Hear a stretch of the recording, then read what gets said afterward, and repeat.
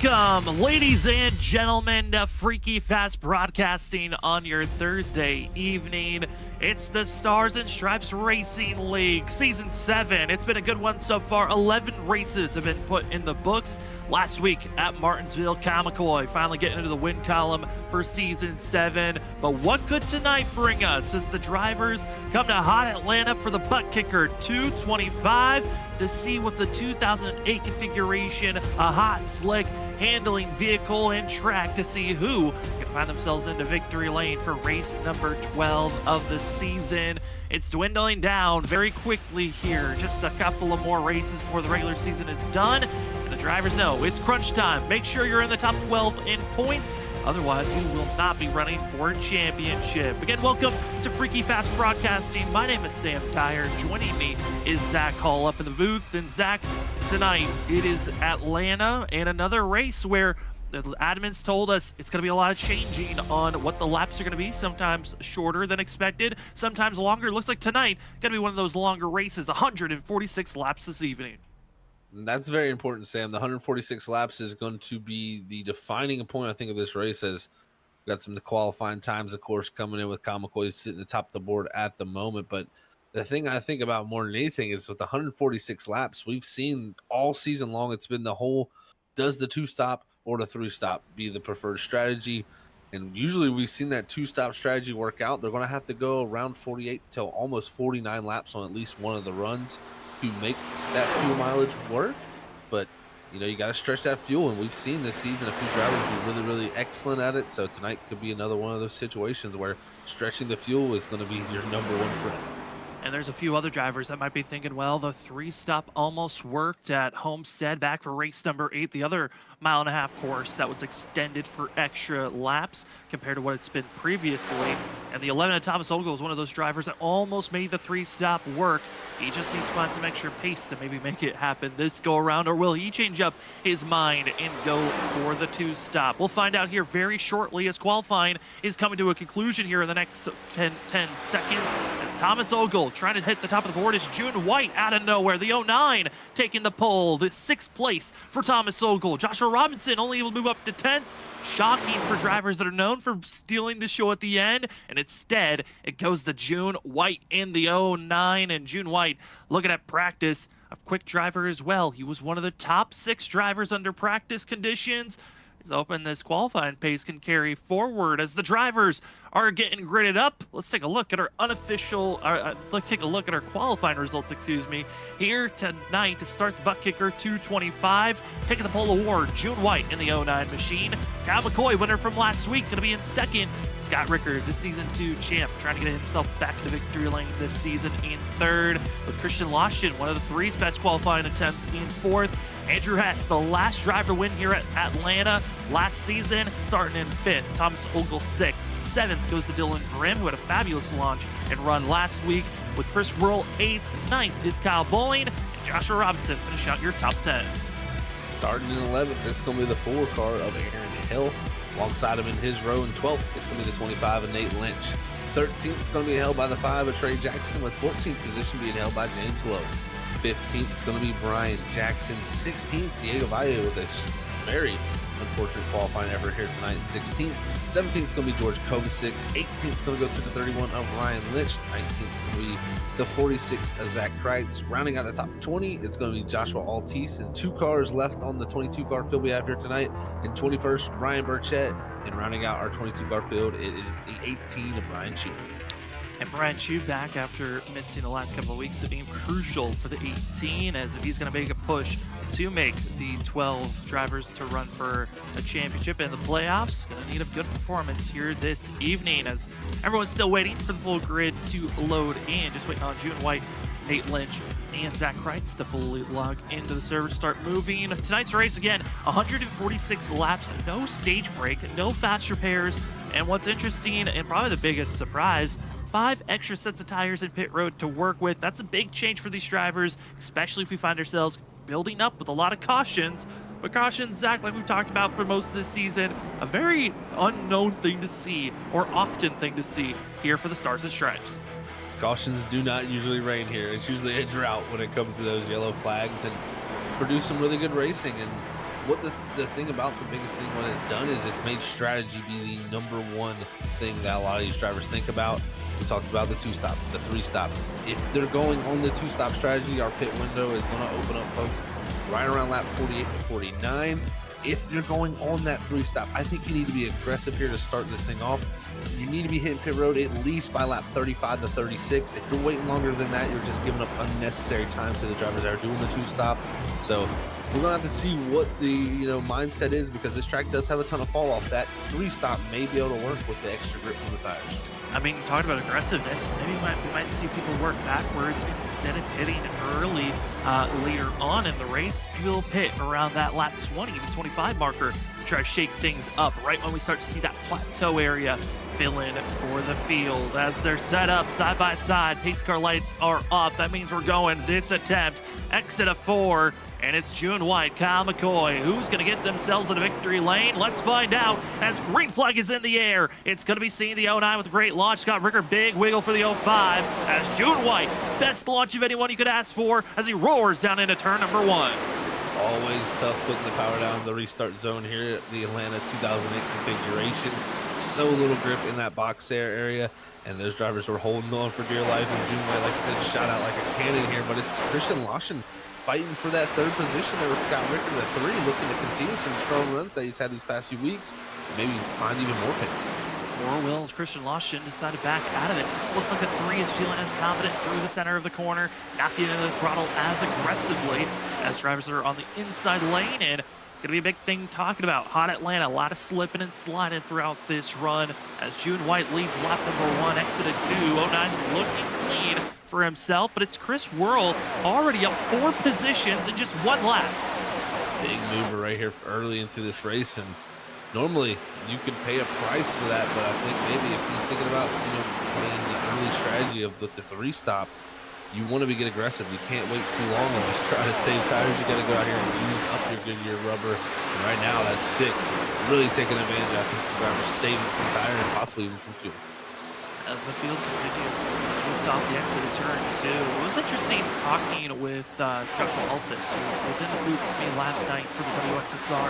And WSSR, they run the Gen 4 machines as well. And him talking about the fact of he was thinking about going back and rewatching the WSSR's race here at a Hot Atlanta and kind of trying to take notes of how that race went with this car. I'm curious, Zach, on how many drivers maybe were thinking that same strategy of taking notes from a different league's race when they were running the same track, same car. Well, I'll tell you, I myself will go through the catalog of Freaking Fast Broadcasting and find races that are comparable with cars. And the biggest comparison you can have with this is just the car, in fact, because this car is just so different than everything we have here in the race, and there's really no comparison. So, when you drive a truck and Xfinity car and a Cup car, you can kind of take things and learn from each of those 3 series. This car is just its own beast in itself. So I think going through a catalog of great broadcasts like we have here, you can go and learn tons of different things and really just pick up the trends of the race. What line is working? What strategy was the best? And how much do new tires matter versus old tires? You can learn a ton, and I love seeing that from drivers because I feel like that's taken from almost real life sports where you study film. Why not study film that we got here in Simmons? So whose strategy was the better one? What knowledge could you learn about fuel run, the tire runs overall? And right now, 6 laps in the books, and it's June White who's learned that being up front is a very comfortable place to be as we ride on board with some of these drivers in the middle of the field, getting a sense of what it's like trying to get that acceleration out of the corners. We're on board the 25 and Nate Lynch, and for Nate Lynch and other drivers back here, there's different mentalities. You've got some drivers that are trying to learn to move forward, like Brian Chu didn't qualify, deciding to make his charge forward. Other drivers very much holding off, and in front of Nate Lynch, surprisingly, is Joshua Robinson. Already has given up 6 positions and is 5 seconds off the leaders. He's in 16th, Zach. This is very uncharacteristic of the 30 machine. He loves to save, that is for sure, but usually doesn't give up tons of spots to do it. Is usually pretty good at keeping good pace while saving, but it seems like this case here, he's really dropped back, but we'll see. Is this a fuel saving strategy also? Because I have been watching and riding on board with people just to see, is anybody clutching the race cars? I haven't seen any of the top 7 doing it, so maybe some of these guys farther back here are trying to do that. And what that tells me, if the top 7 aren't doing it, especially someone like June White, that you would expect to stick to the strategy is, wow, 18's going to jump to the 30s outside and just make a nice clean pass. So yeah, Joshua Robinson definitely very slow at the moment. I definitely think maybe some fuel savings going on here, Sam. Yeah, I mean, comparing the lap times of our drivers up front compared to those back here, and you saw there on this middle switch, a hard, aggressive, flat back and forth. That's clutching action the 30 is doing. And you also looking at the best lap times the 30 machine has put down here tonight. His best time, a 31.6. Kyle McCoy, our leader now, after making the pass on June White, is a 31.2. That is a 4/10 difference between the 30 of Joshua Robinson and Kyle McCoy. And even the last lap, it was over a half a second difference. This 30 machine already on the aggressive save. Aggressive with the save, and that, how much time are you going to lose? Because we've seen 2 different tells of this tape with people saving.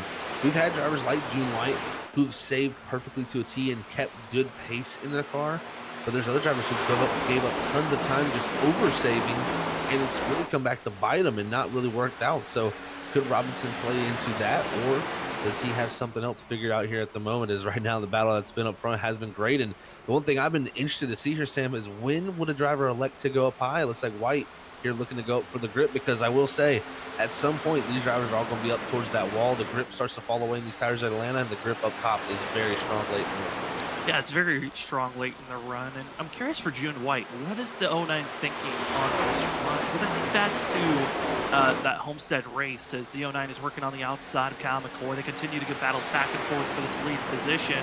Is June White, when we were listening to his interview back at Miami, he finished 3rd at that race, and he said he felt like actually Thomas Ogle in that of having the 3-stop strategy was the better overall strategy. It just worked out timing-wise that they were ahead of the 11. But the fact of Thomas Ogle, maybe he just didn't build up a lead or build a big enough gap that the 09 felt like, hey, if I can change my strategy, I'm a little bit more aggressive, and I can build up a gap and go for the 3-stop, maybe I've got a chance to make the 3-stop work over the 2-stop.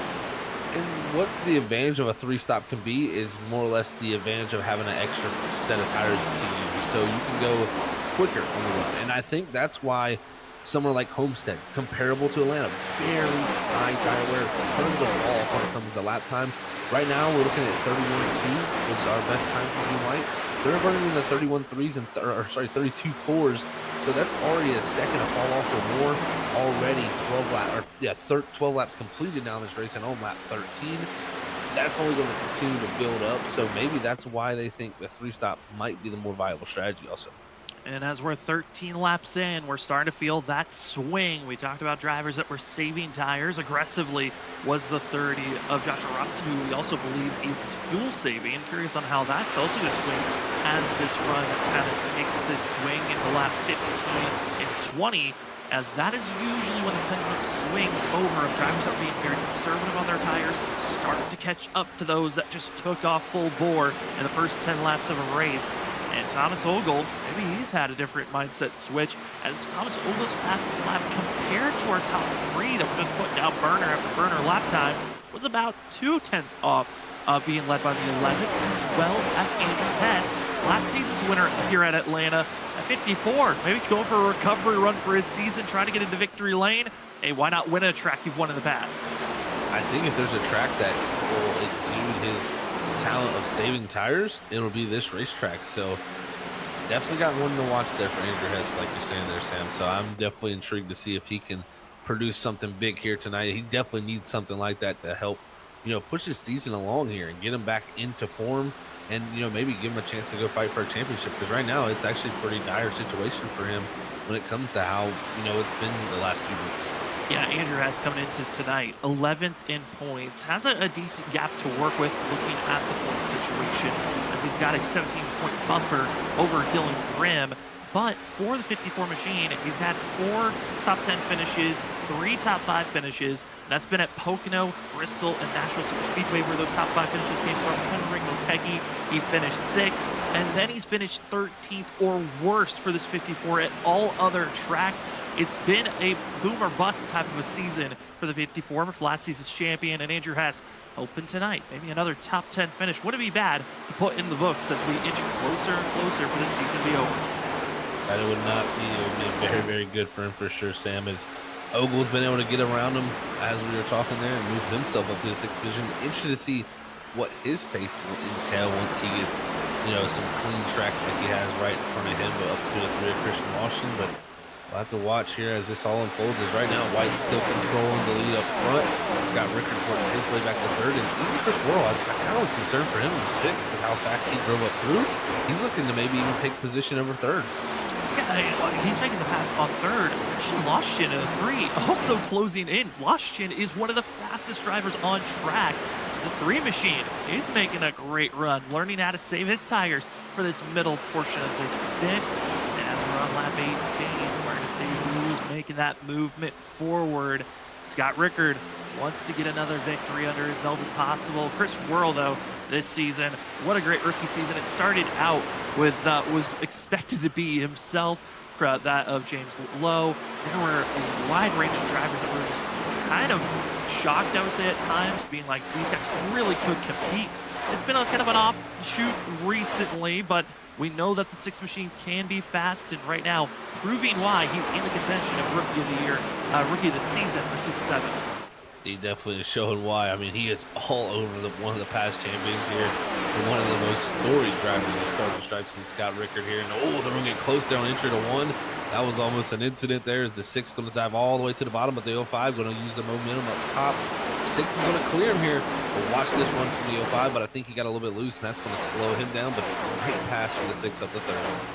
And Zach, I think we've talked about this a couple of times throughout this season, of the rear ends. Usually when we saw someone's rear end slip and slide, get out of shape in the Xfinity car, the trucks, or the next-gen vehicles, you saw someone slide like that, they lost all momentum. Scott Rickard, he is slipping and sliding. He's been doing so for the past almost 10 laps now. That 05 is scaring me, but he's still able to keep the majority of his momentum. Always surprising with this Gen 4 car. You just never know when someone's truly going to lose that momentum off the exit of the corner. You really never know. It can be surprising. Sometimes you can drive off the corner dead sideways and really carry a ton of the momentum. But right here, we're getting a great battle as this getting close between these three. That's James Lowe in the middle in the 99 machine, and that's Diego Valle trying to make his way forward. But they got Aaron Hill ripping the top groove in that third lane, trying to make his way forward as Lowe is now going to take control of 10. Hill now trying to take advantage of the 68 here and go around his inside. Aaron Hale trying to bring in some vintage of this 4 machine, known for not qualifying as well in the past and then just working his way through the field all race long until he would finish with a top 10 or a top 5 finish. And right now, Hale trying to get by for a top 10 spot in the 4, inching ahead, center of the corners where the 99 strong, but here comes the exit where Hale's been able to just make these passes almost as a breeze, and there's the 4. That outlier groove really starting to show here 23 laps into this race. Great move from the 4 there to take that position from the 99, and just showing you that as this run goes on, everybody was located down at the bottom. And what that is a tire saving measure. You know the top has a ton of grip and a ton of speed, but you don't really want to utilize that till later in the run where when the tires are completely worn, it really helps you find some extra pace there late into the run. So not surprised to see him moving around a little bit as now Trey Jackson trying to hold on to that spot as he's been able to get around Valle, who right now seems to be struggling, but you never know if Valle in them, he could be looking to save fuel, and I will confirm as I hopped on board with him, Sam, he's clutching that car. He's clutching the car and trying to make his way forward. A driver that has been, we talked about, extremely saving his fuel and maybe was saving those tires. Joshua Robinson, last 3 laps, has been one of the fastest cars on track in 14. He's moved up 2 spots since the last time we talked about the 30 machine. He is on the move, and pulling along is Nate Lynch as they're trying to find their way to get forward. And they are. These guys are all stacked up on top of one another as now Altice here in 20th. He's going to dive to the inside of Brian Lynch, and now the 18 of Chu is very slow there off of 4. That allows the 94 to almost get 2 for 1 here in the 1 and 2, and he will get the job done. Great move from Joshua Altice as now he'll set his sights on Brian Lynch for 16. And a lot of that was set up. Ryan Burchett off the exit of turn 4, got into the outside wall and stayed in the wall. That kind of spooked the 18, forcing him to back off, also hindering the 24 of Brian Lynch. And Joshua Altice waited in the wings, and now it seems to be go time for the 94 as he's trying to make the push forward into the top 15 in positioning before we get to the first pit stops. And Already 26 laps into this race, this group that we're watching right now, this is a battle for 16th, and Altus is 9 seconds back. It's incredible to see this just in speed difference of June White, Kyle McCoy, Chris Worrell, Scott Rickard, and the way that top group just continues to put down burner laps. As the back half of the field, they're just not finding that same speed. Not able to find that at the moment, but I'll tell you what, they're having some great race. It is right now. Chu is trying to go around Ryan Lynch, and then Brian Lynch will try to go around Ryan Lynch. So it's a family ordeal back here as we're trying to battle it up for around 18th and 19th. Who's going to have the advantage? Ryan Chu able to get that push worked, but Joshua Robinson, once again, talked about some of the fastest drivers on track, still is the 30 machine, but his gap to the leader has stayed pretty much equal distance from when we last talked to him about that at 10 laps ago. About 5.5 to 6 seconds. Keeps on bouncing back and forth as Diego Valle bad exit out of the corner. That quad oval that these drivers have in the front stretch seems to be showing a little bit more trouble these last couple laps. And that was a huge moment from him out of 4, and it carried, like I said, to the tri-oval. And the tri-oval can be tricky, man. It's almost a corner in itself, so you can be a very easy spot to make mistakes. As I tried to fire back at the 30, but just couldn't find the grip. As the 30's been doing a great job, like you said, it's about the 6-second gap still to the leader of June White, but he's kept it the same without really losing any other time by saving fuel. We'll just see how long he can stretch the fuel here is going to be the key question, as Nate Lynch is trying to set up the 68. And as well, who is going to be able to, who's aiming for the 1 stop, who's aiming for the 2 stop, excuse me, or the 3 stop tonight. Those are the 2 positions that everyone's in, as drivers have to make that decision pretty early on where they want to be, as Chris Worrell and Scott Rickard able to gap themselves away from Christian Loschin, who had a huge scare off the exit of turn 4 for the 3 machine, as it gives the positioning for Thomas Ogle in 5th. So 05 continues to just work the outside lane, but he is really on the edge almost every lap. It's Scott Rickard. He really is. It's showing where the grip's going away. Is now whirl up into the wall. He's going to luckily bounce off it and kick the car out of it. Sometimes you get stuck in that thing and you just can't get out, and he gets into the wall again. So that's very tough, as he's going to lose a ton of momentum. That's going to put him in jeopardy at the 11 back here. That first bump, it was kind of a saving grace. The second one, a little bit more dug in damage. Going to be on that right front for the 6 machine. He's got to be careful of grabbing any more damage, because it can just amount up to building worse and worse as this run progresses. And there's a train of drivers now behind Chris Worrell. Has to be careful. Instead of risking the outside lane, going to go down to the bottom, as that of Thomas Ogle, as well as Christian Loschin. They just watch the 6 machine ahead and are going to pick and choose where the 6 goes. They'll go to the opposite side and try to set up this pass. They got to do this quickly, because here comes the 44 Kyle Bowling. Not only that, Dylan Grimm right there behind that group, along with Andrew Hess. So it's stacking up right here around these spots, as the 6 trying to hold on. But that 11 looking to try to get any type of position, as the 3's into the wall in the entry of 3.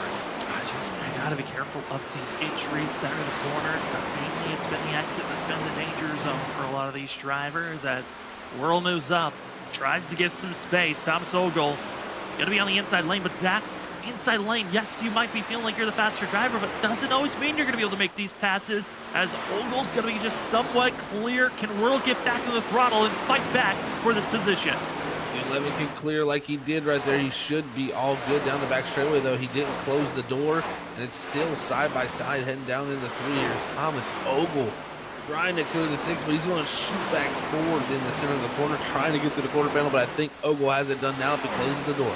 Finally able to make the pass, and I think that was all because Chris Worrell was so aggressive on the entry. You saw how close he was trying to keep it side by side, hit the center of the corner. He just had too much momentum, had to back out of that acceleration zone, and instead of holding off for 4th and fall into 5th, and it's defensive running.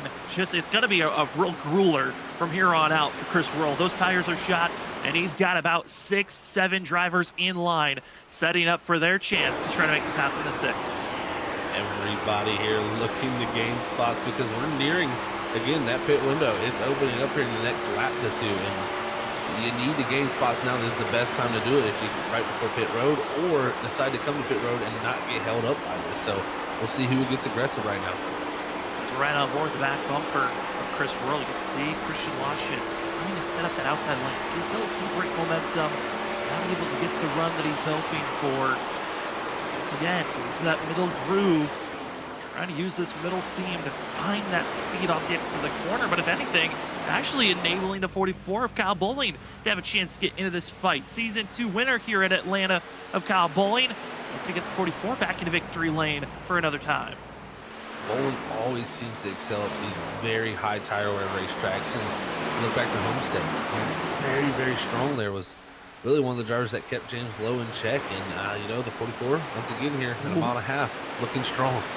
Late block on the entry of turn 3, and it puts Christian Washington in the wall again. This 3 machine, entry 3, has just been so tough, and it's really because the 6 of Worrell continues to just put the block when the 3 feels like he's got a bumper already there. And now you see Worrell, I mean, not only the struggles there that put him back here, but that just shows you with him gaining all those spots at the beginning of this race, he's paying the price for it now, Sam. He is just holding on as it's really loose off a 2-4 there. Big momentum loss and wiggle down the back straightaway. That allows the 3 by, but now here comes the 44. And the radio's getting active. Watch out. Thomas Ogle, Chris Worrell, both going to be coming into pit road. And Worrell is so high up in the center of the corner. He's got to drop down low. Backing up on the speed is going to be the 05, the 11, the 6, all dropping into pit road. And Worrell was aggressive. He's got to be careful of checking the flag. The 6 might be graced on the fact that he might be able to continue to run, but a black flag looks to be almost given to the 6 as it's going to be side by side for Thomas Ogle, Chris Worrell, and they door bang on the entry of pit road. I was thinking that was going to be an issue there for the 6 because he qualified behind the number 11 of Thomas Ogle. That means his pit box is before him. He's on the outside groove. He had to check up there and just fall in behind the 11, but he was just deciding to turn into him. And unfortunately, that caused the big issues for him because he had to back up into his stall. But overall, it's going to be aggressive driving out of pit road as that's the first group. Next drivers into pit road. Next lap after this, June White, Trey Jackson into pit road, gifting Kyle McCoy the lead position. And there's not a lot of radio talk of who's coming into pit road this lap. This might be the next grouping of drivers that are aiming for the maybe 3 stop. I mean, the 2 stop for themselves and stay out as long as possible until they need to hit pit road. See who looks to do that is, like you said, McCoy here still on the old tires on the way out here, and I think he can't wait too long. You know, it's always finding that middle area. That's one thing we love to bring up here is finding that simple area that is the perfect time to pit.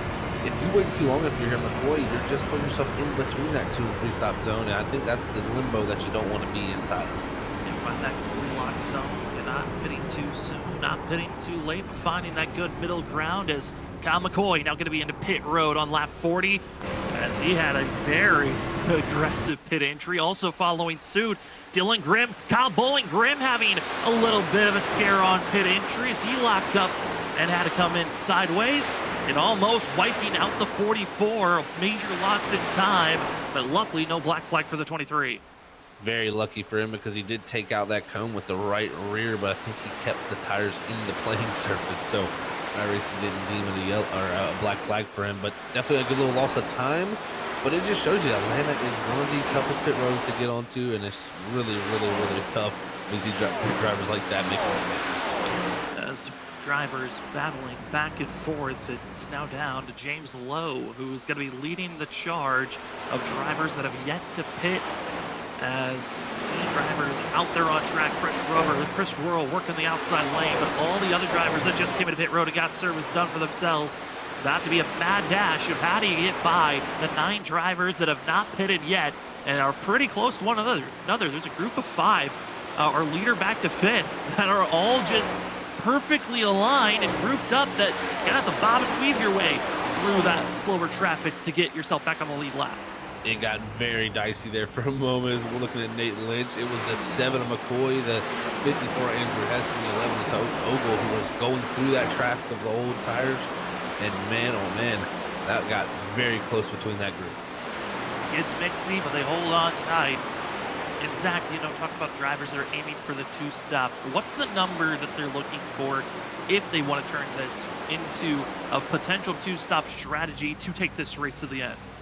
In my opinion, Sam, if you can get to 49 here, that's going to really be good for you, because then that sets you up for 2 48 lap runs, which if you can go 49, that makes getting 48 that much easier, means less fuel saving, less time loss, overall scheme of things. So I think 49 would be a good number to aim for if you're looking to do that two stop. But sometimes you can't get that first run to work because you do have that initial pace lap around the track. So it's tougher to take that first run the farthest, but if you can do it, it allows you that much more speed in the last few runs. Drivers that have got my eyes circled on gotta be Joshua Robinson, Diego Valle. They both have been putting down some pretty great lap times these last couple of laps, and also James Lowe. He's top 3 of the total of 9 drivers still out on track. Make that now 8 as George Komasic hits pit road on lap 45. On how quick can they stay ahead of one another, and when do they think about making their stop? Can they make that early stop at the pit road? Do they make this first stint the extended stint to assist later on in this race? That's the 99 James Lowe up front, Joshua Robinson second, Diego Valle, Christian Loschin. I am shocked by how the 3 who runs in 4th currently is still out there on track with how aggressively, I mean, he was saving his tires, maybe a little bit of fuel on that early portion of this race, but his tires are completely shot, and it's not looking great for this 3 machine. He's going to have to try to find an audible call of either doing an undercut. I think that there's some mistakes if he tries to go for an overcut on the drivers ahead of him. I think this bodes well for the drivers ahead of him, because if he was going that fast, Sam, then he's going 46 laps now, starting lap 47. If you're Lowe, Robinson, and Valle, I think going 49, 50 laps is very easily going to be able to be done if they've saved that much more than the 3 has. This could make their job a lot easier on these last 2 stints of this race.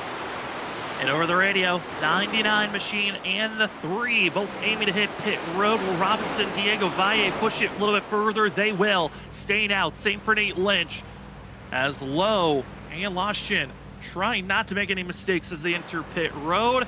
Other drivers that are going to be staying out extended time, Ryan Chu and looking to be Ryan Lynch, staying out for themselves, and Joshua Altus out for another lap for themselves. Joshua Robinson as well as Diego Valle, do they go until lap 49 or can they extend it to lap 50? That could be a little bit of a shocker, but in front of them have to be careful as Brian Burchett into the outside wall. Not the first time Burchett's been into that wall. He's been getting friendly with it there in 3 and 4, and that's not what Robinson, like you said, wants to see. He wants to see those lap cars and new tires drive on past. Don't break my concentration, because right now we're trying to save fuel in this 30 camp, and Valle and him continue on along with Joshua Robinson, Brian Chu here. So multiple drivers, our first 4 still yet to pit, and this could get very interesting if they can stretch it at least one more. All 4 drivers just now over the radio saying we're pitting this time. And oh boy, Diego Valle aggressive on the brakes, didn't want to run into Joshua Robinson, stays off the inside wall. And woo, what a recovery move by the 68 Diego Valle. He entered practically where he was going to be, just a little bit more dramatically styled on the entry of pit road. For how sideways he was on entry, that's about as good as a pit entry you're going to get with you entering like that. So great recovery, like you said, Sam, there from the 68.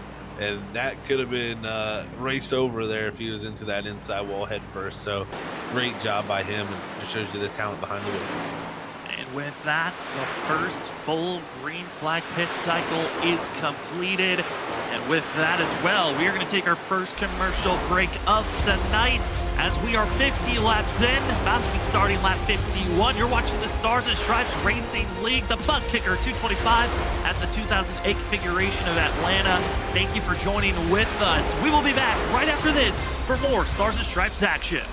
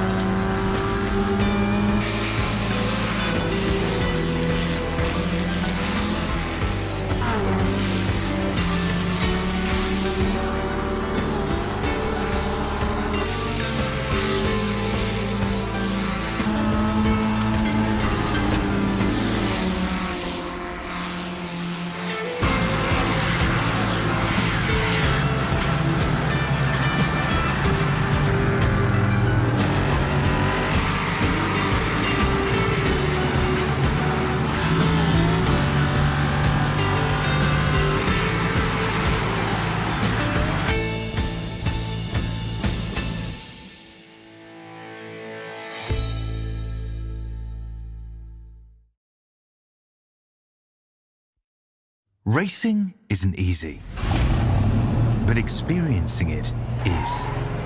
iRacing puts you in the driver's seat with the industry's leading sim racing game. Drive on laser scan replicas of the greatest racing circuits from around the world.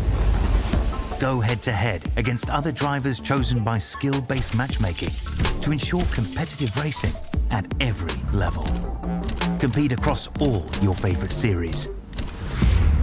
In officially licensed cars, engineered to deliver the most accurate driving experience possible.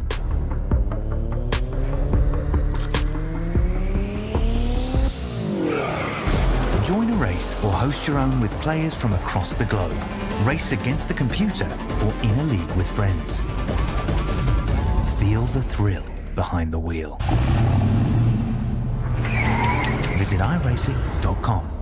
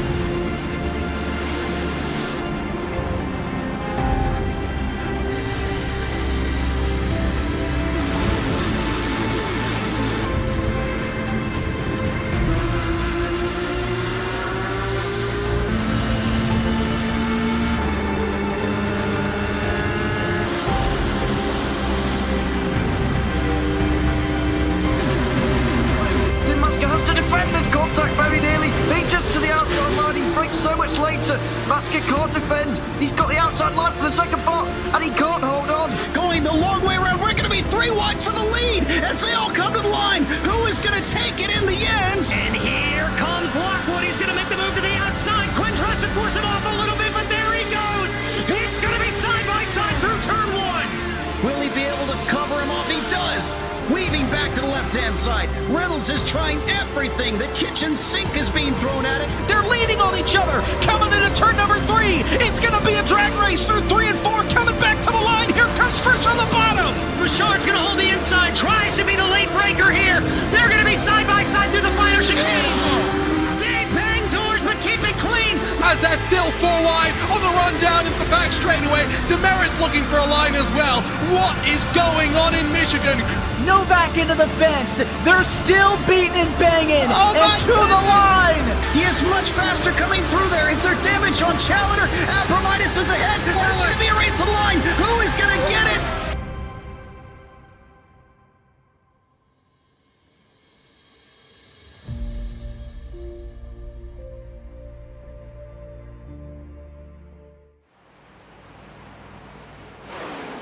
Welcome back, ladies and gentlemen, and watch out as George Kosick, Aaron Hale, Ryan Lynch going to be on top of one another. They'll survive on the exit of turn 2. We got all drivers on so many different strategies as we've been green for 62 laps here at Hot Atlanta for the ButtKicker 225 or race number 12 of the Stars and Stripes Racing Series. These drivers have been putting on a great show so far, and there are different strategies being thrown out. Some drivers aiming for a 2-stop strategy here tonight, others aiming for a 3-stop strategy. Those that are aiming for the 3-stop strategy expected to pit in the next 10 to 15 laps. Those with the 2-stop strategy, they still got another 30-odd more laps to go. Thank you for joining with us here on Freaking Fast Broadcasting on your Thursday night. My name is Sam Dyer. With me is Zach Hall. And Zach, currently it's June White up front, and that's where he's been all night long. He has been dominant, Sam, that's for sure. And what I've been watching, I mean, it's a 2-lap difference on tires between him and Kyle McCoy, who's got up to second now. But June White's already now quicker than Kyle McCoy and starting to rebuild that gap that he had to McCoy. And his long run pace is what has really been impressive to me. It's like the final 5 to 10 laps of the run that they had at the last part. He was just so much faster. It was about a 10th faster than anybody, and that was how he allowed him to open up that gap that he had. So for him to be on that 3-stop strategy, I'm interested to see will the two-stop actually work against him because of the speed he's producing on these longer runs? Yeah, and looking at the drivers that are aiming for the two-stop, first driver on that two-stop strategy going to be James Lowe, currently 12.7 seconds off of June White after 17 laps into this run, and based off lap time, still about 4/10 faster than the 09, so still chipping away periodically through this run. But this is the middle portion. When we think about drivers that are going against two-stop strategy, against a three-stop strategy, I feel like this is the important run of how much time can you truly gain on that driver ahead of you to see which stint actually is going to work better. Because if June White can get within 8 to maybe 6 seconds before this stint's over, I would say that two-stop strategy is looking mighty fun compared to the three-stop. It very well could be that way. I mean, we'll just have to see how it shakes out. It seems like the strategy in these races, that's how it tends to be. You gotta wait till that final 20 to 30 laps to really see how it's all breaking down, because right now we just see numbers and gaps, and it's kind of hard to tell once everything plays through what the actual gap will be for someone like June White to run Joshua Robinson, James Lowe, these other drivers down. You know, you talked about Lowe. He put it there on 47. I am concerned with that. The 47 lap pit stop, that, you know, was doing a little math. That's going to be tough to really pull off because, you know, with you going 47 laps, that still puts you at 99 laps in the race. That means you got to break that down into two. That's 49 and a half. So one of those runs, you're going to have to go 50 laps, and the other runs, you're going to have to go 49. So it's very tough, I think, for someone to be able to do that. We have seen 49 laps be done tonight, so don't put it out of the realm of somebody doing 50, but it definitely makes it tougher for the drivers that pit on 47. Will the numbers line up for those that are up front currently, or will it be for the drivers that are in the middle of the back at this current time? That's June White, seeing Ryan Burchett, who just came into pit road to make his second stop of the night. 33 has been struggling on tire wear once we get later into a run and just needed something to help 33 continue to race on. 21 drivers officially took the green here tonight, as Zach Kreitz was not able to start in the grid and is not joined back into the session. So only 21 drivers this evening, and June White trying to get himself back into victory lane for another win this season, where he's found himself with 2 wins. It came out, you know, most recently. The 09 has really started to hit his stride, but all season long, he's been quick. It's just been Diego Valle at the start of the season, kind of was outshining the 09. But these last 3 weeks, it's really been June White finding his own groove. I think you're exactly right, Sam. That's really how it has played out a little bit, and been watching over these guys right now. June White, again, this is the part of the run where he's just excellent, it seems. You know, 33.147, 31 laps into the run. Everybody else is pretty much at 30.3, and I mean that's 2/10 quicker than anybody on the strategy around him. Kyle McCoy just ran at 33.7 2-3 laps ago because he had a big slide, so the gap's almost back up to 3 seconds now. June White just looking too fast on these long runs. I'm thinking that this 3-stop strategy is going to be the way to go right now with the gaps I'm seeing. It's always interesting on how it continues to switch up with these extra 16 laps that was added for tonight's race. Really did change on how you had to think about this mentality, because in the past it was a simple, this is a 2-stop race. You add 16 extra laps, and now it brings in the strategies of a 3-stop, maybe being the faster one to go around here at Hot Atlanta for the ButtKicker 225. Before we continue on, though, we do have to give a shout out to the sponsors that help out Stars and Stripes Racing League. Starting things off with ButtKicker. Feel what you've been missing. Go to ButtKicker.com to check out their wide range of products. The main one they like to promote, it's the Gamer 2, a solid object that you connect to your chair or racing rig that vibrates to make you feel the sounds instead of just hear the sounds. Get your Gamer 2 today from ButtKicker. Feel what you've been missing. And once you get your ButtKicker, talk about putting on a chair. Well, maybe you're looking for a racing rig instead. Next Level Racing is your racing rig destination to level up your racing today, as you can get yourself budgeted items, or you can get the high-end upgrades to make you feel like you're racing in your living room. Next Level Racing, level it up. Go to nextlevelracing.com to get your rig today. Thank you to the amazing sponsors that help out Stars and Stripes Racing League. And Zach, as we're creeping to the halfway marker of tonight's race, again, it's going to be a constant talking point of strategy. But we look at the past here at Atlanta. This race has been known for bringing out a caution flag. There's been times of having a yellow just once, 3 times, sometimes even 5 times. Would we see one strike here for the first time in Atlanta for the 6th running of this racetrack configuration, as the 3-stop strategy drivers, some of them are starting to pit now. That they are. It's definitely that window opening up, and we're seeing him take advantage of it here. So let's see who's able to come down. Is now Kyle McCoy hitting pit road, and oh no, going to wreck into the inside wall, and that's major nose damage for him, Sam. And just like that, the biggest threat to June White throws it into the inside wall. Not required damage, but major damage that he might have to sit in pit road for. It matters on how much damage he's required to, if he's going to stay in pit road a little bit longer. But when you find yourself spinning out, wrecking in pit road, that will not bring out a caution. And what makes it even worse is I believe Kyle McCoy even messed up where he overshot his pit stall. The 7 just having a meltdown under pit road for the 2nd pit stop. He really did. He slid almost a half a car through, so it's a meltdown of a stop here for the Smoothie King car, and that is not what they want to see for him, as he's got major nose damage, and he didn't even get it fixed, Sam, so I think he's just going to roll with it. I know from previous experience with racing this car, that nose damage is going to hurt that thing. It's going to be very tough to keep the tires underneath him for a long run. And now going to be also Drew Jackson and others into pit road. June White finally making his stop into pit road. And after what we saw from June White and Kyle McCoy on that first initial stop to now, looked like the earlier stop was the better way to go. June White instead staying out extra 2 laps comparatively to the 7. We'll see how this is going to work out for June White. We saw how great those tires were on the long run, and it continued forward as the 2-stop strategy drivers, as June White overly shoots his pit stall in the 09. We're going to be giving up some time, as the 6 as well as the 05 and others trying to make their charge forward, as Whirl over the radio. He's pitting this time. Those old worn-out tires, man. It's so tough when you come on the pit road when they're hot and slick like that. They just don't want to grip up on those low speed, especially the concrete in the boxes. And now Whirl comes down and tries not to make a mistake, but you can see every single person struggling to get in. It's just a very tough pit road entry, very low grip, and boxes are even that too. So it's definitely something fun to watch. If you just had a camera that's set here and watch pit road entries all night with green flag stops, you would see some very interesting green flag stop sets for sure. And for White, who stretched it those longer laps there, like you were talking about, Sam, I don't think it's too big an issue for him with the gap he had, especially now looking at Kyle McCoy with his issues. He had a very sizable gap, and now he's going to have the advantage of tires not only. That's a huge plus, I think, for this 09. As the 99 James Lowe, first driver of those that were aiming for the 2-stop, going to be leading the way with a 2.5-second gap over Joshua Robinson.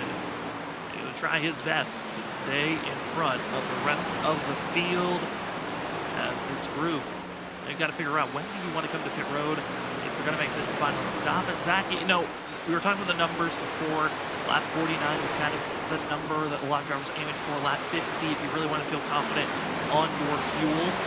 What is going to be the number this go around? I'm thinking maybe 99 to 100, but would someone else think maybe taking a little bit sooner than that to get an advantage? They very well could. I think 99 would be the number I would like to shoot for. 47 laps, I think, should be pretty doable.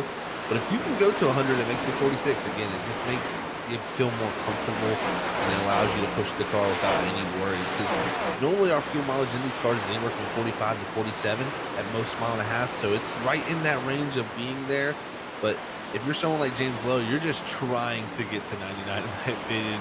Or even really not even that. 98 is when you really want to make it to have 48 laps to deal with, because that just makes it that much easier. But I think if you can get to 97, it is very doable still to make. We've seen 49 laps done on the first run. So at 97 is where I think kind of that cutoff point starts. If you're pitting at 96, you're going to have a very tough time.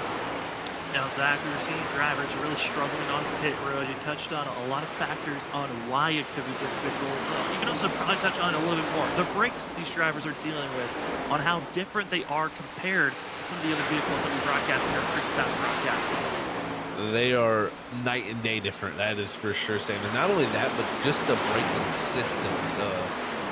A lot of drivers and a lot of experience from the iRacing before is coming from, the A car, which is the Cup Series NASCAR car, Gen 7. Then you have, of course, the Xfinity car and the trucks, and all of those cars, they have very strong braking systems now. It's, with the updated modern day technology, brakes have become very strong. This is a Gen 4 Cup Series car from 2007, 2006. These cars don't have the greatest braking systems, so they don't stop well. And not only that, you can't run, the brake bias is just different. It's hard to explain, but very, very different. So there's a lot of front brake in these cars, and they really don't like to stop fast. And when you're trying to stop for pit road in a low grip situation where you're already sliding around on Atlanta Motor Speedway, it all just compiles to make it a very tough entry. So drivers are definitely trying to figure that out as they get through these stops. Well, even with all the scary stops that we've seen, still nobody has been caught with speeding on entry or speeding under pit roads. It's a big plus so far for the field. We're on to the second half of tonight's race, and drivers have to know, okay, no one's made a mistake now, but who is going to make that major mistake? We've already seen some drivers slide through the box. They've had some major slides just on pit entry.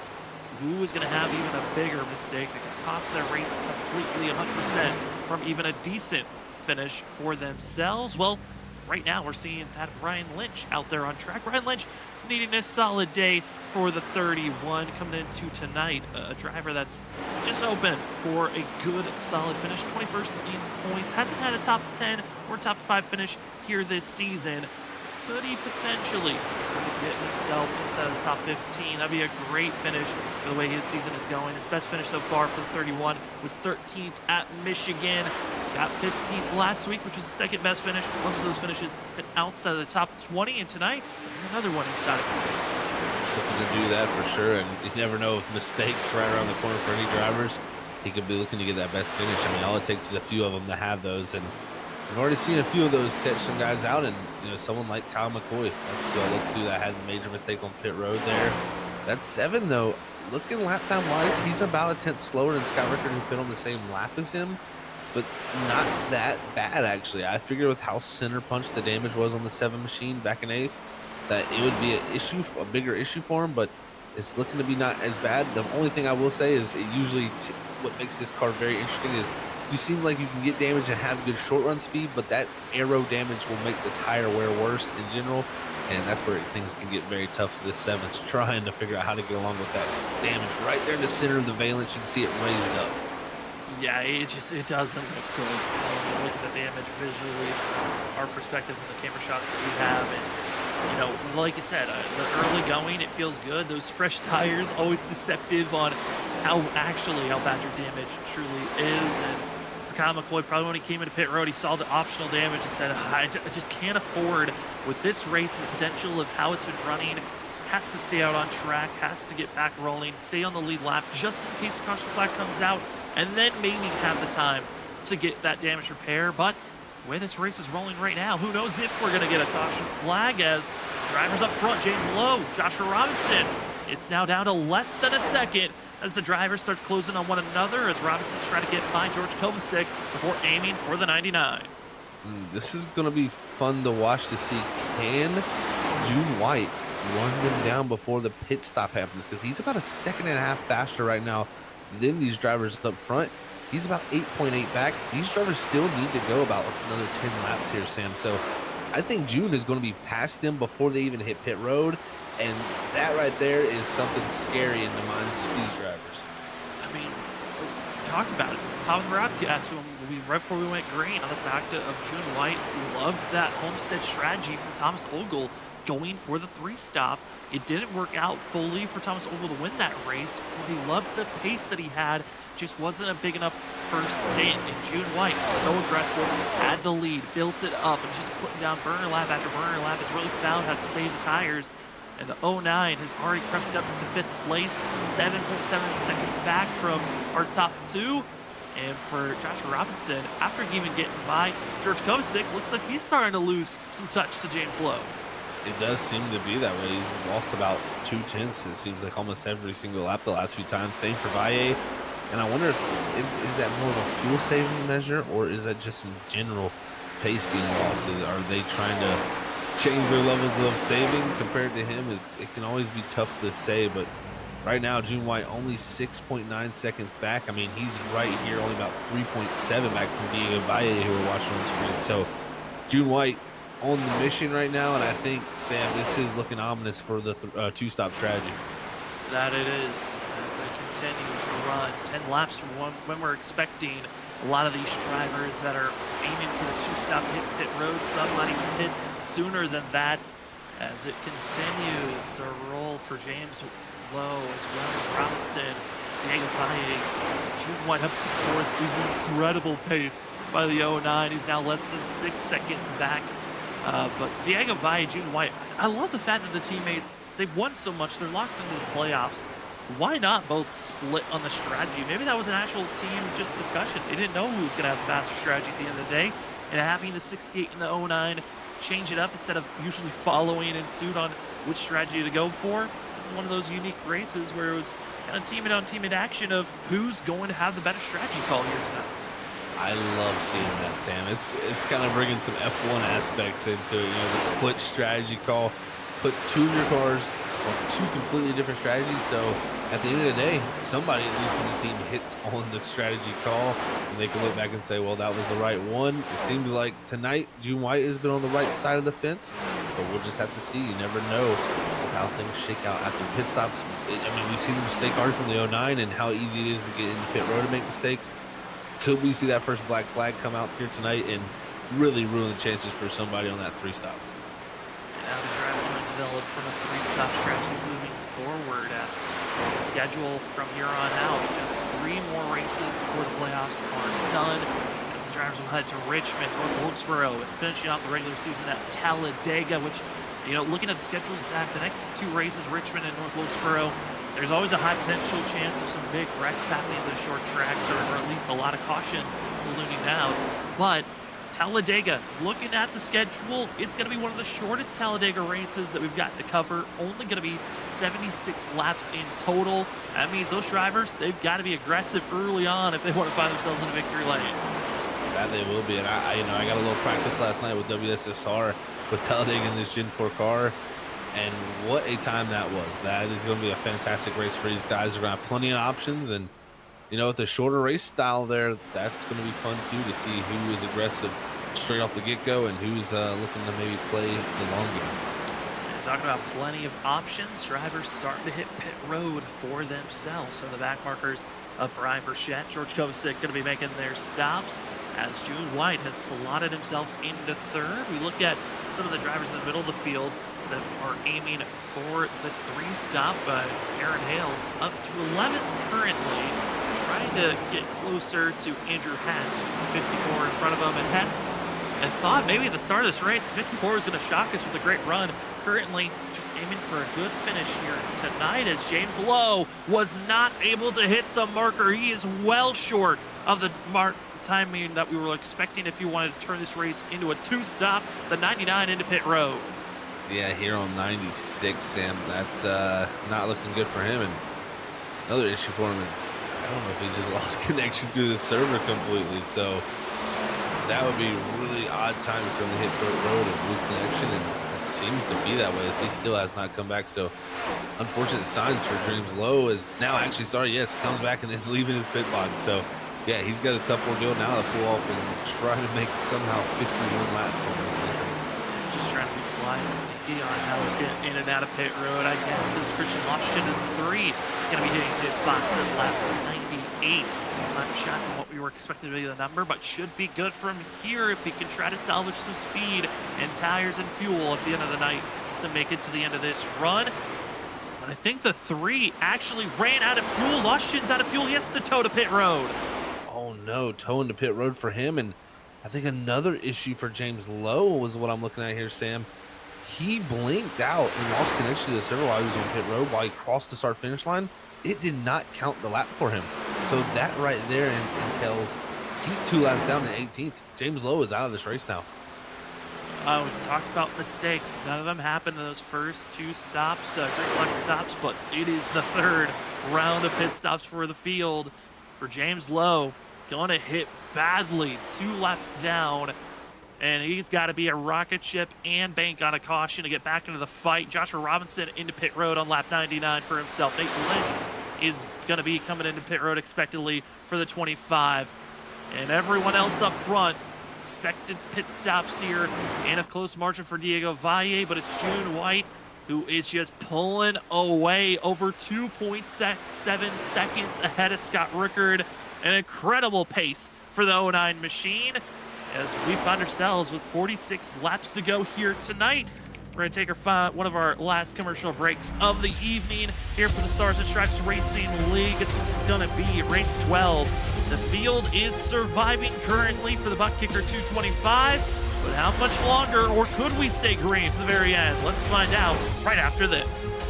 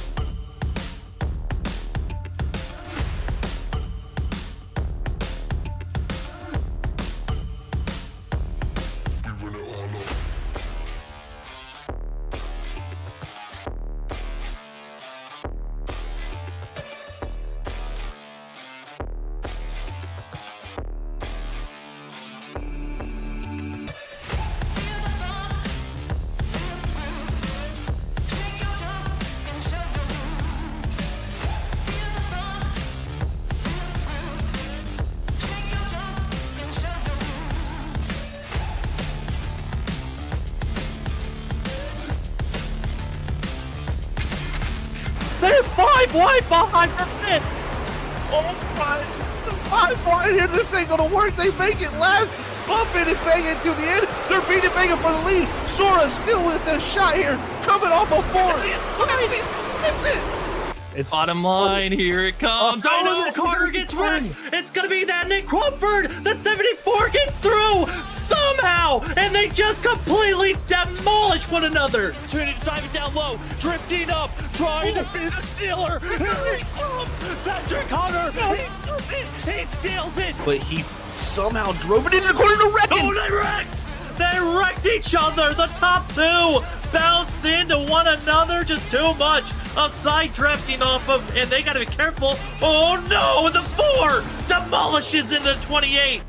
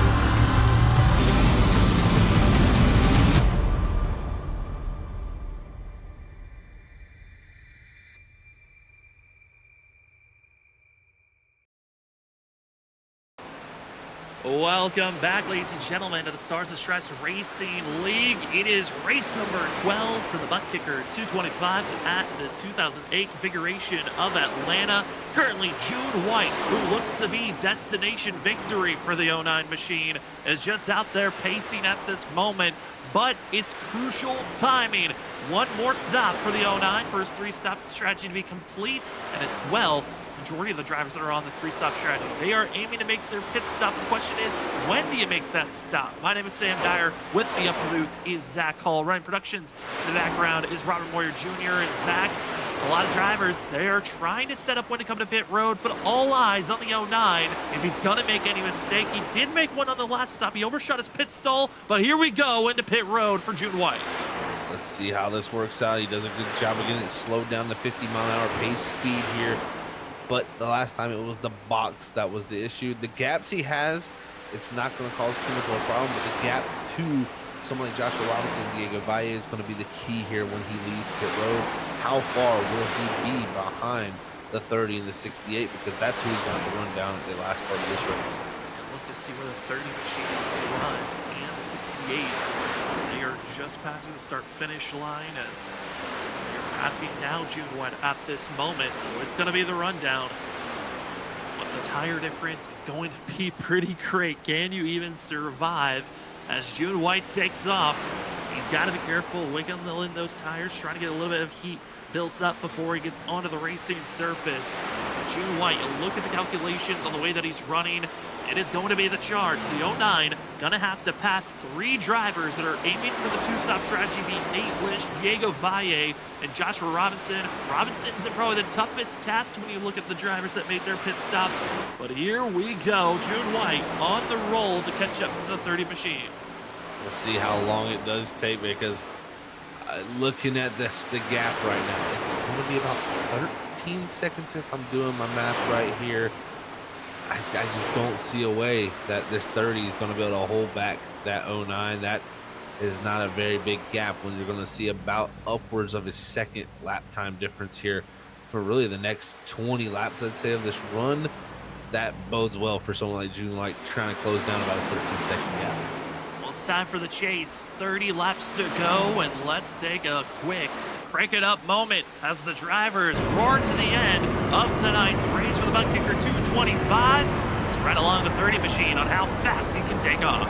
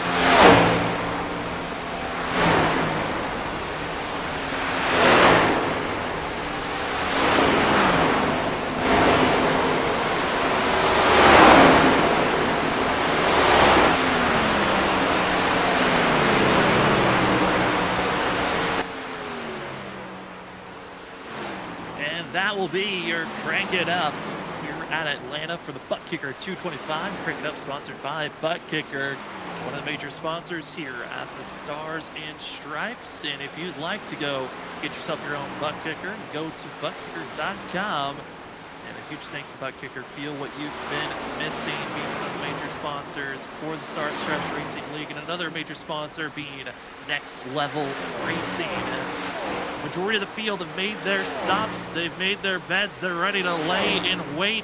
And currently, it's the rundown, the chase. Who will make the climb? As June White, Diego Valle, second and third.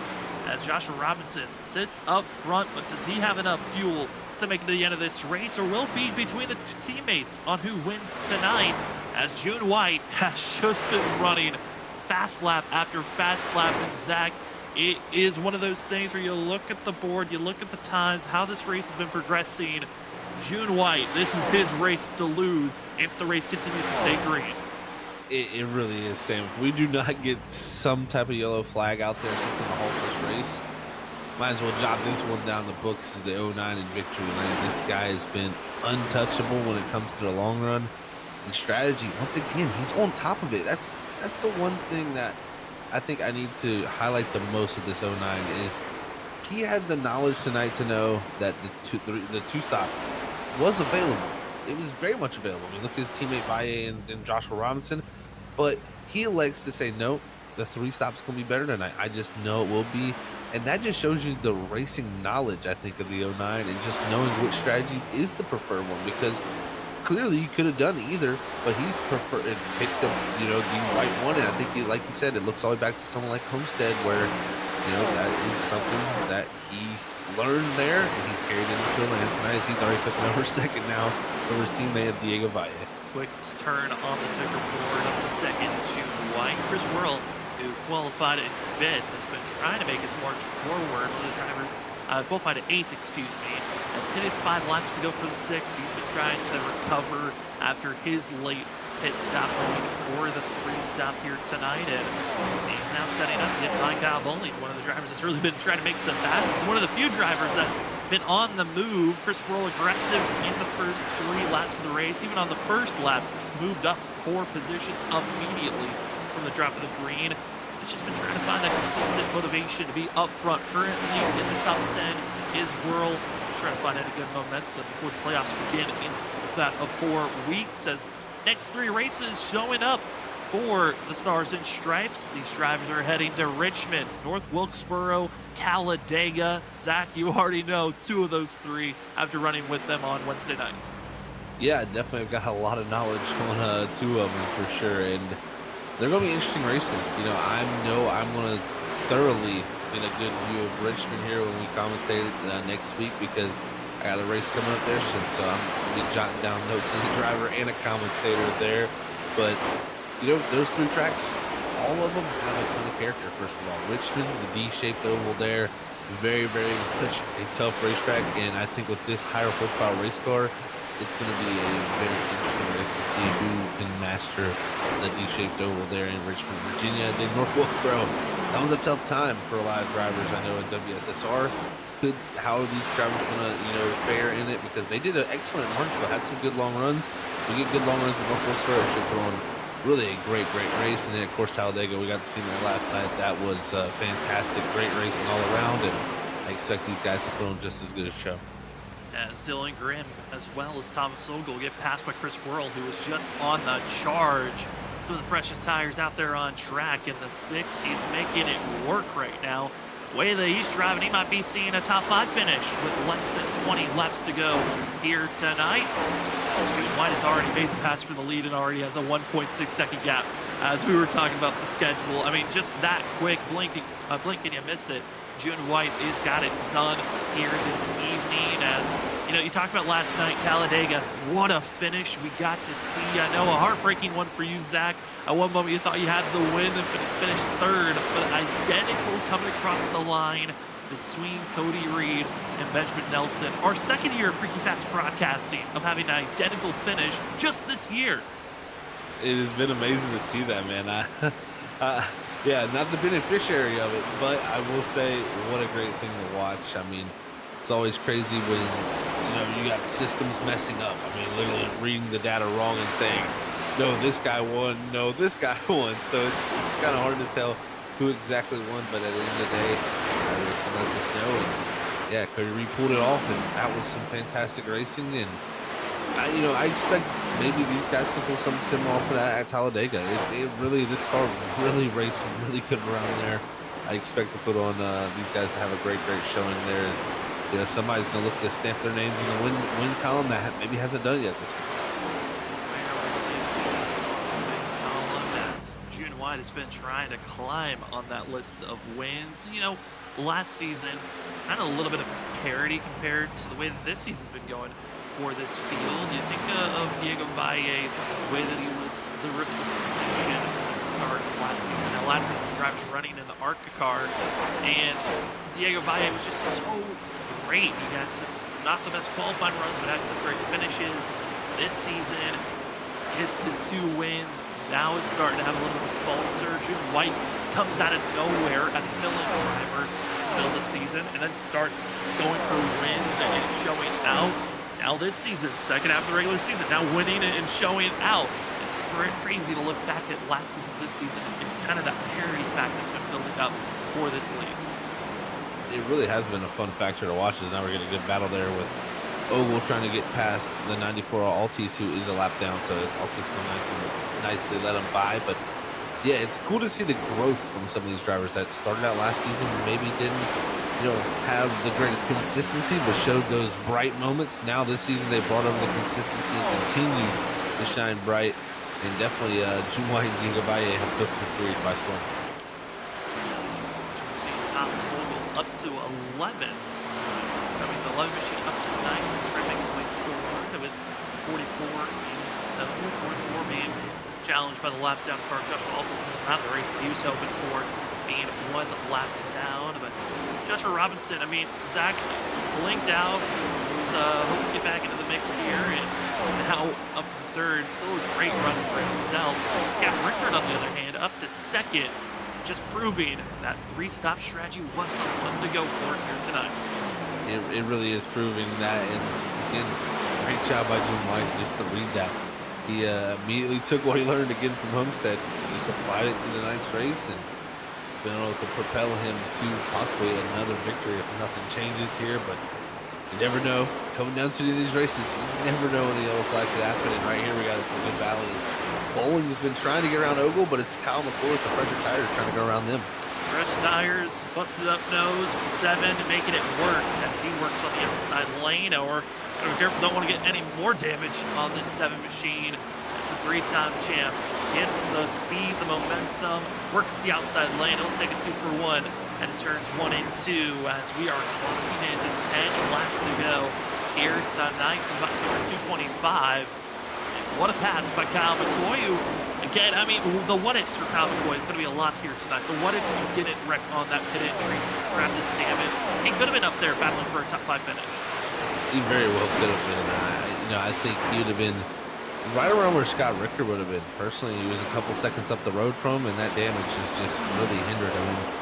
Again, he can have that little bit of a takeoff speed, but the long run speed's just not going to be there. When the aero platform is not allowing the car to get in the racetrack and actually grip up to it, you're just sliding across the surface. And when you slide, you just overheat the tires, and that's what leads to long run pace just slipping away as the tire wear builds up for that team. So tough night because he could have had a lot more out of it, but just that simple mistake getting off the road just shows you how easy it is to mess up your night with that one mistake.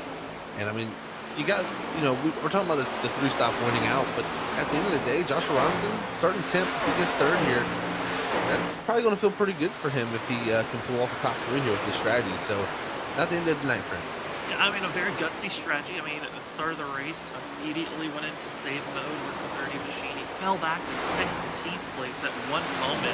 It was over 6 seconds back from the leader. Still, within 7 seconds of June White, even though White is continuing to pull away, but still an impressive run by the 30 machine on the fact that, even with the aggressive standpoints of saving fuel, still he's able for himself as got to see that passing go back and forth between one another, but it all comes down to June White trying to go for another win this season. And for this 09 machine, what a season overall to have, and trying to become the first driver to be a 3-time winner this season.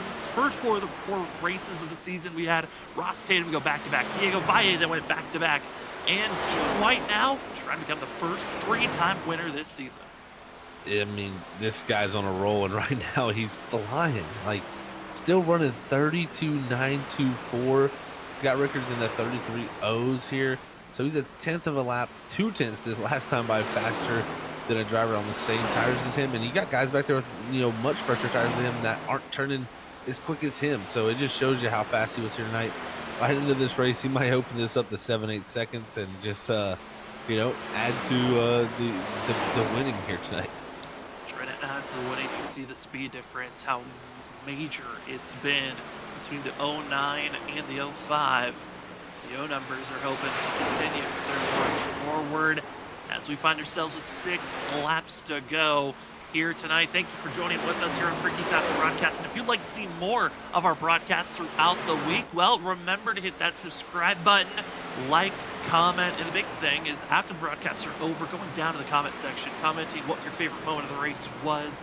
That helps both us and the league to grow, and the more eyes on the league, make sure that it helps the league out, knowing, hey, they like the content that you're watching, as well it helps sponsors to be able to really great and help the leagues out, and allows the drivers to feel a lot more engaged in our broadcast. Thank you so much to everyone who's already liked and subscribed for here on Freaky Fast Broadcasting, as June White still has a little bit of traffic to get by, but the 09, as long as he just hits his marks, should be good. Should be good to go right here as he's getting past Brian Chu, but I just watching lap times, just mind blowing. Still jumping down to the 32-second bracket. I think this one might be the first 33. There's a 33.203 from that time as he's getting past the lap traffic, but that's still quicker what Scott Rickard is running all by himself. I mean, that just shows you the dominance this 09's had. And I mean, Sam, it wasn't even close. I mean, Kyle McCoy kept him close there for a bit, and if he wouldn't have made the mistake, I think that could have been a crucial changing point in the race, because he was 2 to 3 seconds up the road from Scott Rickard, and Rickard did come out in front of the 09 after the second pit stop. So if Kyle McCoy wouldn't have made that mistake, he could have been 2-3 seconds up the road, especially with the mistake that the 09 made. And with no damage, we could have had a race on our hands, but it seems like since that mistake with Kyle McCoy, the 09's just took grasp of this race and never let go. I mean, ever since we started seeing the teammates June White and Diego Valle just dominating up front with their strategy calls, with their able to save fuel. I mean, a lot of drivers, have been saying, what is going on with this team? Some, hinting at maybe they're scheming in some way. Others saying it's just raw talent. All that we know is that June White is the most dominant driver here tonight, continuing with last season's trend of the driver that had the pole that led the most laps. Found themselves in a victory lane. That was Andrew Hess last season, led 103 laps of 129. Here tonight, not leading as many laps, but with 2 laps to go, June White's crossing his finger that he's going to see the white flag as he goes through 3 and 4.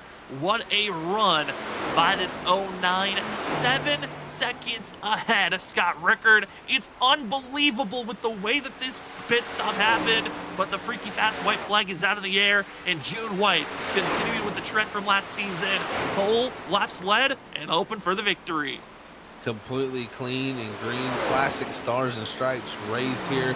June White, though, it has been from the drop of the green flag to the drop of that white flag, and now going to be to the drop of the checker flag, that this guy has dominated and got him now self 3 in a row. Sam, what an impressive feat. And at lap round 90, it looked like it was an absolute. It just needed to stay green, and that's what happened for June White. Victory lane, 3rd win this season, the most winningest driver for season 7 so far, and as well, just continues to show utter dominance. Congratulations to June White, as the rest of the field, they're still trying to finish this race with how far ahead the 09 was.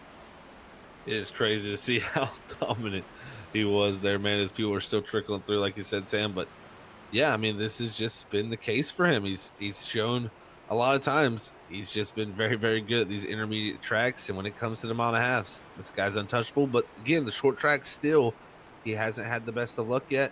I think, again, that comes down to, again, using a controller. That's got to be very tough to drive a short track. I think these mile and a halves make it a little bit easier to control.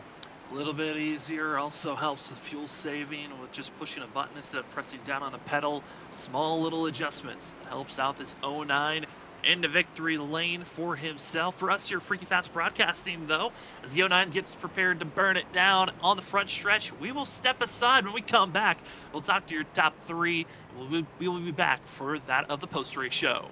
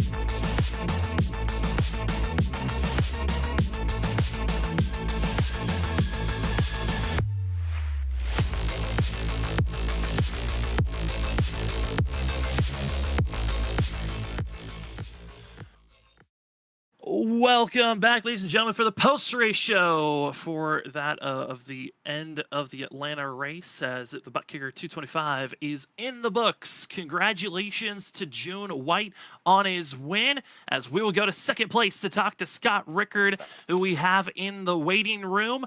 As we will go to second, Scott, congratulations on a great run here tonight. Find yourself in second place, man. How are you feeling after tonight's performance and going clean and green all the way through? All right, really enjoyed it. Especially seeing you guys see the strategy of 2 versus 3 stopping. Yeah, it was definitely interesting to see the 2 versus the 3 stop strategy there, Scott. I mean, what more did you need tonight to keep up that 09? He just looked like he was on rails. Probably a loose setup. This is all tight for me. Well, Scott, it looked like it was tough. Just 3 more races left here in the regular season. Richmond, North Wilkesboro, Talladega. What are your thoughts on these next 3 races? I'm ready for him. I'm pretty decent at all of them. Sweet, can't wait for it. Well, again, like always, the floor is now yours for any more shout-outs. Everybody on the team and my dog. That's going to be your second place finisher, Scott Rickard. Congratulations on second and top 3 finish. Good luck next week. Thank you. As we will now go down to third place, go talk to Joshua Robinson and see how he's feeling about this run. We have the 30 with us. Josh, congratulations on third. How are you feeling after tonight's finish and how you performed here tonight at Atlanta? Warm. Forgot to turn the AC off. Well, Josh, I tell you, you were the first of the 2 stoppers. Take us through the decision there. You qualified 10th and dropped back to 16th there, saving the fuel. But what makes you go for that decision there on the 2 stop? Sorry. You know, I had no intent of doing that when during practice and when the green flag dropped, but things got sorted out there, and I felt like I was just saving tire. And then as I was saving tire, I was like, well, I'm pretty darn close. I might as well just stretch it. And once you commit to that strategy on these races, in the league that where we get no cautions, you kind of gotta fully commit. So once I started doing it that first time, the bed was made. Well, congratulations, Josh, on being the furthest ahead of those that went on that two-stop strategy. And before we let you go, the floor is now yours for any shout-outs. Sure. Thanks to the Stars and Stripe Leagues for putting this race on. Thanks to you guys for putting on the broadcast. Enjoy going back and watching these. And then I know my buddies Dwayne and Paul are probably, they might not be in the chat, but they'll definitely come back in and watch this as well. And then shout out to Team Spite, Tom, Andrew, and Brian. We had a pretty good, I think we had 3 top 15s tonight, so solid team effort. Solid day for sure. That's going to be the 30 machine of Joshua Robinson. Congratulations on third, and good luck next week at Richmond. Appreciate it, guys. Have a good night. You too, as we now have our leader in the waiting room. We'll see what his thoughts are on winning here tonight as we go into victory lane. 09 machine of June White, congratulations on your win.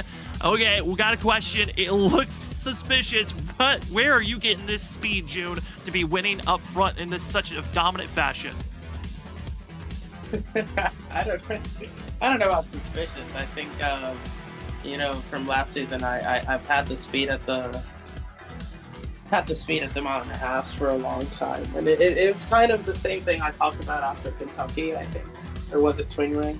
It was just. In the ARCA car, I felt really confident, and then at the start of the season, it wasn't really the same speed. It took me a good bit to get the same feeling for the Gen 4 that I have for the ARCA car. But I do feel like I have most of it right now, and it feels like the car's in a really good spot, again, getting a lot of help from my teammates, just general stuff like how you should run, like the long run, and that's super useful, and I just feel like I'm really connected with the car, It's good results right now. It's feeling good. Definitely good results, man. I tell you, 3 in a row. Congrats on that, June.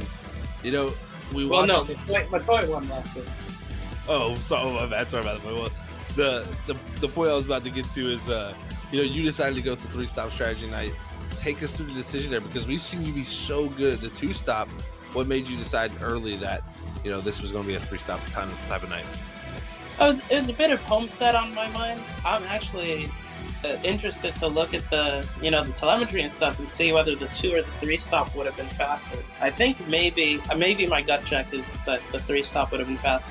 But it was just, there's so much tire degradation here at Atlanta that the new tires are like almost 2.5 seconds faster than the old tires. So it's just evaluating, like there's a lot of different factors, but it was just like I feel safer about the 3-stop, especially after I had like that little bit of a lead, and it was just trying to copy what McCoy was doing, and I felt like the 2-stop was a bigger risk, so just went with 3-stop, and I think it worked out. That it did. It worked out great for yourself, June. We got 3 more races left in the regular season, heading to Richmond, North Wilkesboro, then Talladega for the playoffs. How are you feeling? Like I said, you feel like you're starting to figure out this car in a great way. What else do you feel like you need to learn to be dominant into the playoffs? Well, definitely the short tracks. Like there's a bunch of very, very good drivers, and you can't really have an off day. So it's important for me that just the tracks that are not mile and a halves, that I just have that baseline where I can, like, even if I'm not competing for a win, I would like to get the car up to, like a 7th, 8th place finish level, just so it's not super stressful every time a short track comes up. And I feel like I'm getting better at that, but I felt like I was getting better at Martinsville, and look how that went. So we'll see how it goes. Well, we can't wait to see how you're going to perform here, June, in the upcoming races. Congratulations, and the floor is now yours for any shout-outs. Yeah, first and foremost, yes, the broadcast, always incredible. I didn't have a chance to watch it tonight, but I will go back and watch it. And y'all are super professional, just always on top of things, have a great analytical mind. Like you're getting some absolute top-tier treatment from the viewers. So just awesome to have you guys. And then always shout out my teammates. Brian, Dylan, Diego, and I guess honorary teammate Andrew. Andrew doesn't run much anymore, but you know, like I said, it's a team effort. Like, it really is a team effort, and we're all building together. We're all trying to work things out together, and I think that shows, especially in this late of the season. Like, I would say Dylan, Diego, and I have had top 6 or 7 pace at like a lot of the last 5 races. So it's just time is the time we're putting in is paying off, and I'm excited to see how we do for the rest of the season. It certainly has been paying off. Congratulations, June, on being the first driver to win 3 times this season, and good luck for the next 3 races coming up in the season. Thank you, sir. Well, that will be your winner here tonight, the 09 of June White, as we get ourselves prepared to look at the unofficial results here this evening. 22 drivers entered the server, only 21 took the green, and taking the win will go to the 09 of June White. Scott Rickard gonna get second, third goes to Joshua Robinson, Diego Valle fourth, Chris Worrell fifth, Andrew Hess is gonna finish himself in sixth, with Dylan Grimm seventh, Kyle McCoy in eighth with that nose damage. Could have finished a little bit higher if he had a chance, with Trey Jackson in ninth, and Kyle Bowling finish out your top 10. As we look through the rest of the order, kind of surprised to see Ogle back here in a very tough racetrack like Atlanta. I figured to see the 11 farther up from that 11th position, but James Lowe, the one that lost out big, lost connection while on pit road, lost a lap there. He ends up 15th. He probably could have been near a top 3 position there, so tough for him. And also Christian Lawson back in the 19th position, was having such a good night, ran out of gas before that final pit stop sequence, and that's going to drop him back there, Sam. That was a tough break for that 3 team. It was looking so strong. A very tough break for himself, but once again, like I said, Stars and Stripes doing their usual thing of having a caution-free race, an incredible run for this series. And if you'd like to see other great racing action throughout the week, well, we're taking the weekend off like usual, but we'll be back Monday night. Playoff racing action. The drama has been mounting up. The ISRC Truck Series start their round of 12 on Monday. Then on Tuesday, it's the Full Send Racing Series as Xfinity cars, they're marching their way to the end of the regular season. Who's in, who's out? You got to continue to watch on Tuesday night.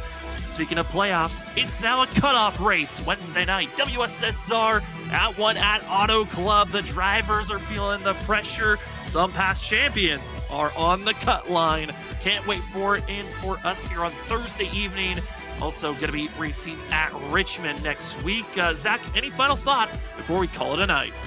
Well, excellent job by June there. Great to see him his 3rd win in 4 races. Got that mistake there for 3 in a row. Completely slipped my mind on Martinsville, but yeah, definitely a great run from him, showing again his dominance at these 1.5 mile intermediate tracks is where his speed has been. He's got to fix up that short track speed, and he'll have a good shot at going to fight for a championship here soon for sure. But playoffs all around for the other leagues. It's a good time to be watching stuff here at Freaky Fast Broadcasting, Sam. So I cannot wait for these next few races, these next few weeks we got ahead of us. It's going to be some good racing action. And for tonight, thank you to all the viewers that did show up for tonight's race of the Stars and Stripes Racing League. We cannot wait. Is our next broadcast going to be on Monday night? But for tonight, my name is Sam Dyer. I had with me was Zach Hall, Robert Boyer Jr., and from everyone else at Freaky Fast Broadcasting. Thank you for joining with us Monday night. Start of a brand new round of racing, road course at Road Atlanta. Can't wait for it. That will be our next Freaky Fast broadcast.